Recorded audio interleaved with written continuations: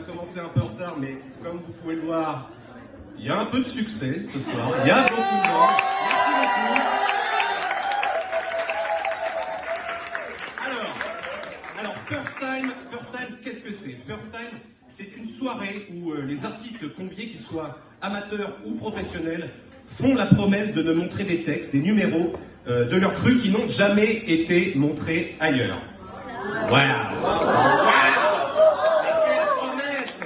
Voilà, ici on fait de l'humour, mais pas forcément du stand-up. Hein. Dans les anciennes éditions, on a eu du clown, on a eu de la pantomime, de la chanson, des formes, des écritures un peu plus théâtrales. Voilà, ici on accueille tout le monde. Ouais.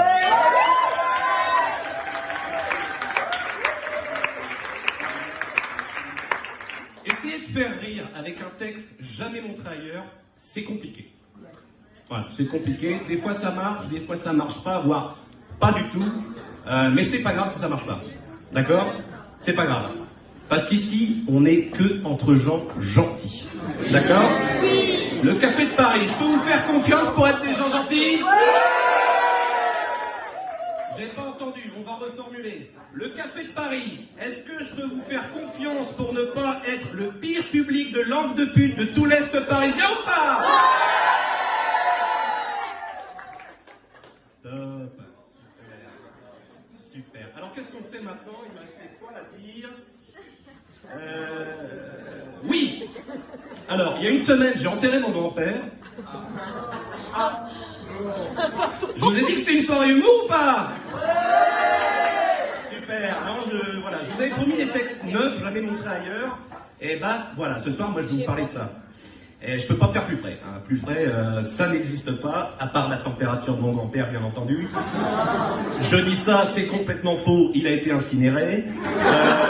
Donc voilà, vous êtes assurés, je n'ai jamais joué ce texte avant. On est full first time ce soir, tellement full first time que je ne connais pas mon texte, parce que j'ai terminé de l'écrire hier. Voilà. Donc, je vais vous la faire en mode chronique France Inter, hein, et si ça vous plaît pas, vous pouvez toujours aller vous faire cuire le cul. Voilà.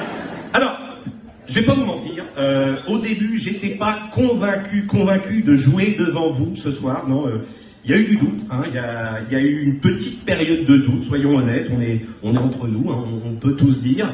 J'ai eu un passage à vide, voilà, hein, je peux le dire. J'ai eu une petite envie d'être partout ailleurs, sauf ici. J'ai eu envie de me mettre en boule dans un lit, tel un enfant de 5 ans, et quitte à parachever cette image d'enfant de 5 ans, a carrément taché mes draps d'urine. Voilà, d'une urine à couleur d'or. Voilà, je préférerais humecter mes draps de pisse plutôt que d'être devant vous ici ce soir. Voilà. Non mais on se dit tout, hein, on se dit tout. Ici, on est dans une safe place, il n'y a que des gens gentils. On joue carte sur table. Donc je vais vous parler de mon grand-père. Voilà. Mon grand-père est né en 1939. Il a passé les 20-30 premières années de sa vie dans ce quartier, à 200 mètres d'ici, plus bas, dans la rue Oberkampf, impasse Godley, où se dressait un immeuble qui appartenait à ma famille depuis 1906, à l'intérieur duquel il y avait l'entreprise familiale. Voilà. Ma famille avait un putain d'immeuble dans le 11e arrondissement. Est-ce que vous connaissez le prix moyen du mètre carré dans le 11e arrondissement? C'est 10 000 balles environ. Et vous savez ce qu'ils en ont fait?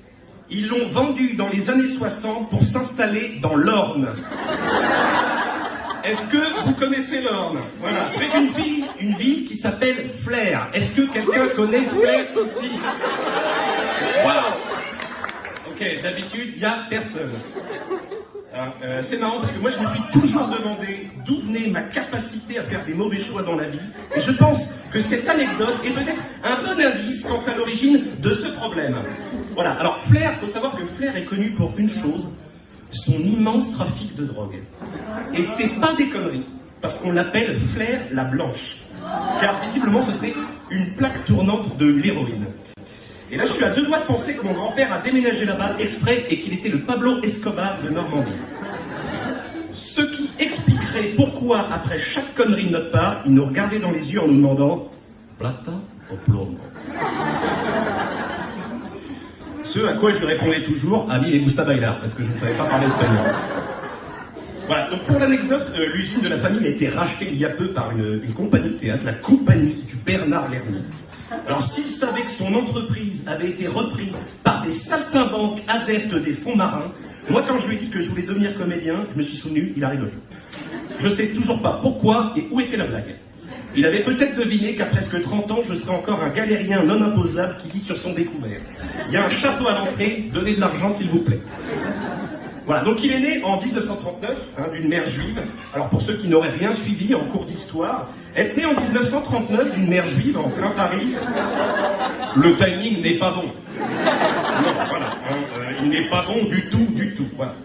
S'en est suivi de belles anecdotes de famille sur les wagons à bestiaux, mais ça je vais vous épargner tout ça ce soir. Je suis désolé, je sais que c'est un très bon terreau à l'humour, mais passons. Voilà. D'ailleurs, en parlant de ça, quand on a vidé sa maison avant de le mettre en maison de retraite, je me souviens que dans sa bibliothèque, il y avait encore cette étoile jaune qui l'avait accompagné au début de sa vie. Et c'est quand même assez bouleversant de voir ce bout de tissu qui représente un bout de mon histoire familiale entremêlé à la grande histoire avec un grand H. Et juste en dessous de cette étoile, ça je m'en souviendrai toute ma vie, il y avait un livre. Et pas n'importe quel livre. Il y avait le livre d'Éric Zemmour. Alors, je pensais mon grand-père complexe, mais au final, il a été comme tous les autres, plus il vieillissait, plus il votait à droite. Mon grand-père ayant été témoin privilégié de l'occupation et de l'antisémitisme qu'on pourrait qualifier d'assez flagrant de l'époque, était quelqu'un relativement allergique à la religion. Du coup, la famille a organisé une cérémonie laïque pour lui. Et putain, qu'est-ce qu'on s'y fait moins chic qu'une cérémonie catholique, Ah pardon, je veux blesser personne, mais personnellement, je n'ai pas vu le temps passer. Après, je n'ai rien vu tout court car j'avais les yeux remplis de larmes, mais j'ai trouvé ça clair, net, précis, bien rythmé. Franchement, rien à redire, 5 sur 5 sur TripAdvisor. Bon, de toute manière, il fallait faire vite parce qu'il y avait une autre famille derrière. Les cérémonies au crématorium, c'est comme les locations chez Pierre et Vacances. Les locations, c'est du samedi au samedi. Quand c'est venu l'heure, tu dégages. Et je veux pas être méchant, mais la famille derrière nous, vu leur tête et leur nom, je pense que leur arbre généalogique s'était construit en circuit fermé. Et je les plains, parce que enterrer ton grand-père, ton oncle et ton mari en même temps, c'est triple peine. On dirait une compagnie de théâtre sans argent qui a 12 rôles pour 4 acteurs. Avant la cérémonie, j'avais assisté à la mise en bière, et je ne ferai pas de vanne sur les IPA. Je ne sais pas si quelqu'un a déjà fait ça dans la salle. Ouais, bah moi c'était la première fois. Et je voulais pas le faire à la base. Et finalement, j'en ai ressenti le besoin de le voir une dernière fois pour lui dire au revoir. Et personne ne m'avait prévenu. Personne, je savais pas qu'en rentrant dans cette chambre, j'allais en fait entrer dans le musée Grévin. Alors, pour ceux qui ne savent pas, le thanatopracteur apporte un soin à votre proche pour le faire paraître comme quelqu'un qui dort, et non comme quelqu'un de décédé, on va dire les termes. Et donc, on dirait un peu une poupée de cire, voilà. Donc, on m'avait pas prévenu de ça. Donc, moi, je rentre dans cette chambre, je le vois, ça me chamboule un peu, et là, je tourne la tête, et je vois qu'à côté de lui, il y a Georges Clooney, Jacques Chirac et Squeezie. Georges a même son petit sourire en coin, comme s'il venait de déguster un espresso.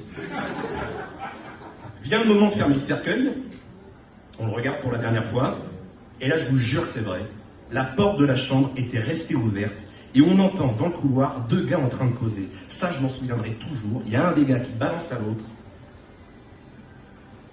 Ouais, j'ai des problèmes avec ma Peugeot, les essuie-glaces ils partent dans tous les sens, je vais devoir l'amener chez le garagiste, ça va encore me coûter une couille. Donc t'es là, en famille, dans un moment ultra solennel. Tu dis au revoir à quelqu'un pour la dernière fois. Le moment est extrêmement fort. Et t'entends un gars qui parle de sa bagnole et du prix de ses couilles. Et là, tu te dis que le monde est incroyable et plein de surprises. Et que, rien que pour ça, la vie vaut vraiment la peine d'être vécue. Merci beaucoup. C'était pour mon papy. Voilà. Je vous laisse, la soirée va enfin pouvoir commencer. Je vous demande d'applaudir très très fort Guillaume et Alice.